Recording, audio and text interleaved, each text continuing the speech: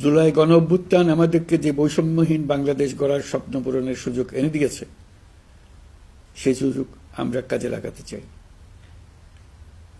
প্রিয় দেশবাসী, পবিত্র মাহে রমজানের সিয়াম সাধনা উপলক্ষে আপনাদের সকলকে আমার আন্তরিক মোবারকবাদ জানাচ্ছি।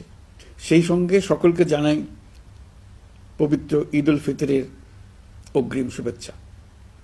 ঈদ মুবারক। এবারের ঈদ স্মরণীয়ভাবে আনন্দদায়ক হোক, এই কামনা করছি। বর্তমান সরকার দায়িত্ব গ্রহণের পর থেকেই দ্রব্যমূল্য নিয়ন্ত্রণে জোর ব্যবস্থা নিয়েছে।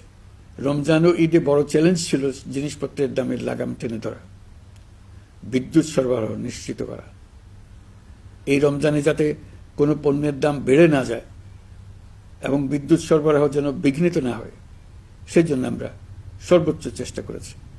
রমজান মাস জুড়ে সরবরাহ চেনের প্রতিবন্ধকতা কঠোরভাবে প্রতিহত করতে সব ধরনের ব্যবস্থা আমরা নিয়েছি।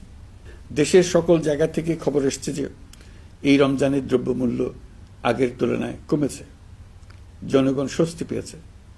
দাম নিয়ন্ত্রণে এই প্রচেষ্টা চলমান থাকবে।